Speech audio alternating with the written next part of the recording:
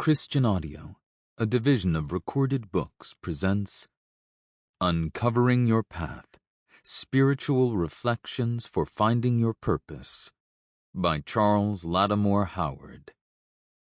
Narrated by James Fouhey.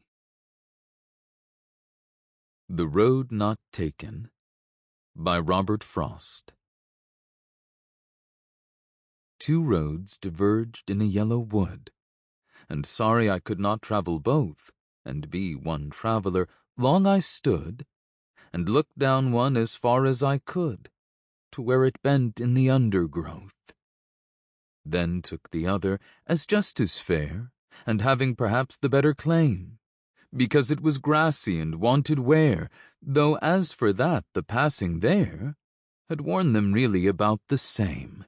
And both that morning equally lay in leaves no step had trodden black. Oh, I kept the first for another day, yet knowing how way leads on to way, I doubted if I should ever come back. I shall be telling this with a sigh, somewhere ages and ages hence. Two roads diverged in a wood, and I took the one less traveled by. And that has made all the difference. Remember, if you want to make progress on the path and ascend to the places you have longed for, the important thing is not to think much, but to love much. So do whatever most kindles love in you. Teresa of Avila. Shona. A Preface. The Zimbabwean sun shines upon a sculptor. They hold the rough stone with curiosity, and wait with hope and with awe, unsure of what they will be making. The sculptor waits until the stone reveals what it wants to be, what it really is beneath the layers. Then they begin the work of carving and revealing the beauty from within it. They use the tools they have been given to bring forth their artistic vision and work of art, doing so, of course, after waiting, listening, and discerning. After the way is made clear, I learned of the brilliance and sacredness of Zimbabwean Shona sculptures as I was writing this book, but more on that in a moment. Shona sculpture is described as a modern school or style or movement of sculpting in Zimbabwe. Shona is the largest people group, composed of several distinct but related people groups, in the nation. There is a great tradition of stone crafting among the Shona people. Some individuals speak of the deep spiritual connection between the Shona people and the land around them, including the stones within the land.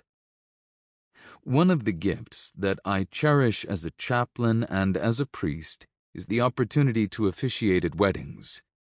Tukufu Zuberi was my very first professor in college when I enrolled in his race and ethnic relations course. My brother and teacher Tukufu Zuberi deserves far more than a footnote here, but he is among the most brilliant scholars of Africa and the African diaspora that I have ever met, and his work around preservation and education is powerful and inspiring.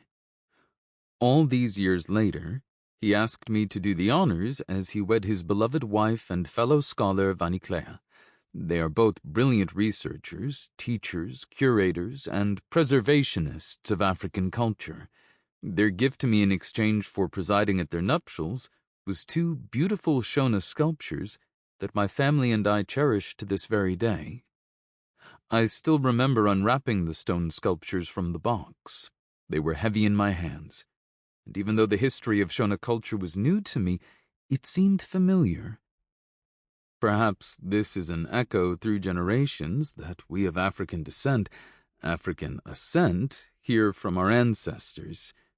Deep respect to my late friend and mentor, James Spady, from whom I first heard the term African ascent. We may be descended from Africa, and proudly, but we are not going down. We are in fact climbing and ascending. Maybe it is a kinship that artists feel for one another as siblings in the creative, whether writing, sculpting, and so on. Or maybe it is Sample complete. Ready to continue?